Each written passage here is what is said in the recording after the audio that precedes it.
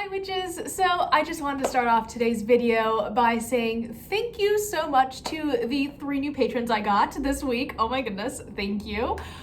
Seriously, you guys like make this possible. I realize I'm in a very privileged position in which I'm like exploring and like following my dreams, and you guys make that possible, and I just wanted to say thank you. So thank you again to Mandy, to Lauren, and to the Recliner Occultist, which I think is a fabulous screen name. So thank you guys so much. I really appreciate it.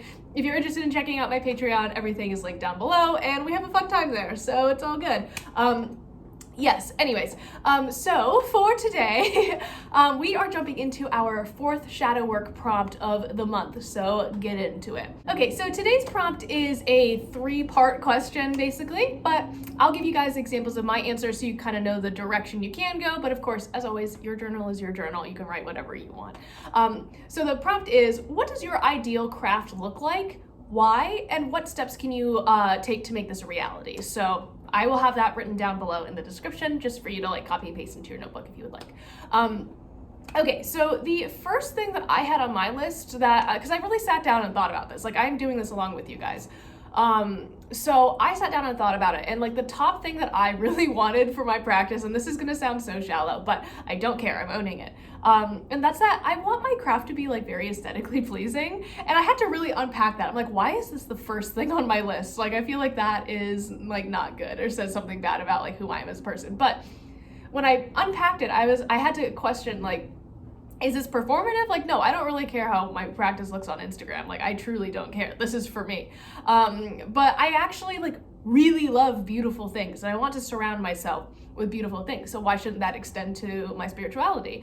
Now, I love like the witch aesthetic anyways. Like I always have, like I've just been very into it. So I feel like I just kind of had a proclivity for that. But within my practice, I want to start doing things like going antiquing and thrifting more with the intent of buying things for witchcraft. So throughout the duration of this year, I've been like kind of inconsistently building the transformation of my witch room. Like I really want to finish it by the end of the year. I don't know if that's going to be a possibility because like there's a lot of stuff that I still got to do, and it's November. But I've been picking up antiques, like my altar's an antique. I have like a bunch of other stuff, like things from my mom from when she was a kid, which is not an antique, it's vintage, it's fine. She's not that old, but I was not calling my mom old. But I really love that, and I realized that it's okay to meld those two, and I'm more likely to engage in a self-care act, which is going antiquing, because I love it.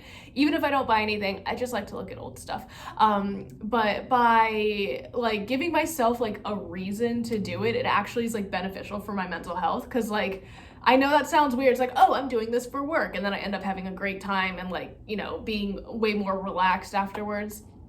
I know it's bad that I have to like justify it, but it works for me. It's what gets my brain to do the thing. So I'm not gonna knock it. So yeah, one of the things that I want for my practice moving forward is to be more like aesthetically pleasing and like uniform, I guess, or just have a specific vibe. So I think I'm doing okay with that right now, but I'm trying to like really just dial that in and get some like investment pieces, I guess, on some things that are like really cool, or maybe some like DIY projects, because I think that there's something to be said about making your own stuff for witchcraft, or like at least having a hand in it, even if it's like painting or drawing on something. So there's that. The next bullet point that I had was I want my practice to be daily. So I unpacked this as well, because I was like, well, why do I want this? Is it because I feel like it's going to make me a more worthy practitioner? Honestly, kind of yes. Like sometimes I get into my head where I'm just like, I'm not practicing enough, which is not like a thing. It's just my brain just being anxious. But I do really like deep down, like truly at the core of my being, I just want to have a life where my spirituality is interwoven with everything that I do.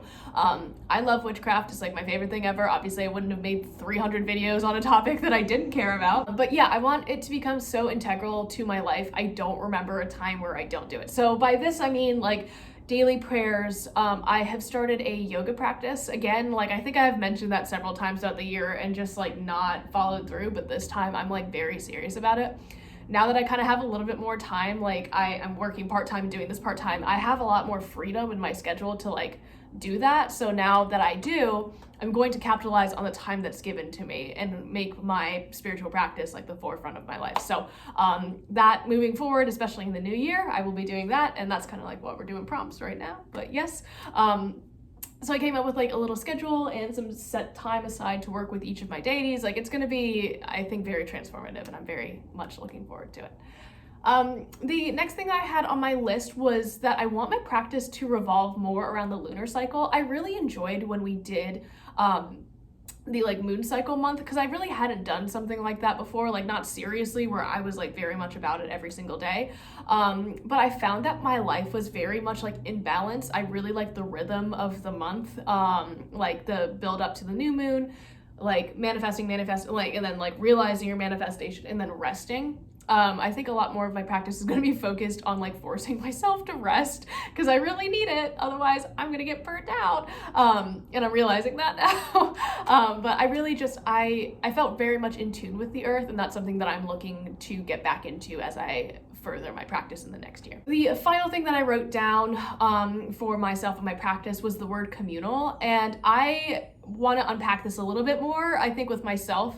But one of the things that I wrote down was that I feel selfish when I practice magic just for myself, which I think is like a product of a very deep-seated guilt complex, like imposed on me by like a narcissistic abuser, but that's like a lot of spicy psychology.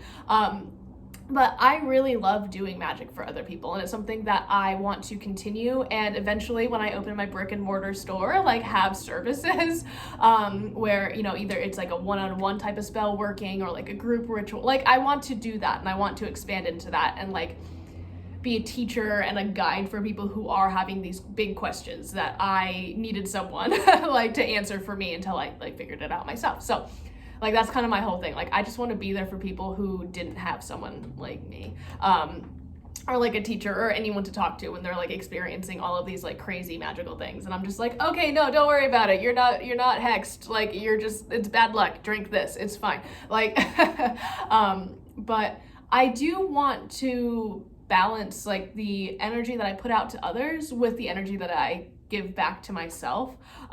So that's like, again, where it's like I want to lead all of these group things and I want to be very involved in my community, but I'm also like trying to balance that with like rest. So by implementing that in my practice, by like working with the moon phases, and by like creating a daily practice of like meditation and rest, I think that's gonna benefit me very well. And I think that'll kind of, you know, allow me to direct more energy to these group workings. So that was very long-winded. I have a lot of feelings about my craft. I love to like plan for the future, and then like I like checking things off my list. So like I love setting goals and like achieving them, and it makes me just feel really good. So this was like a very fun prompt for me to talk about, and I appreciate you guys listening to me. Thank you again to my patrons. I will see you guys later.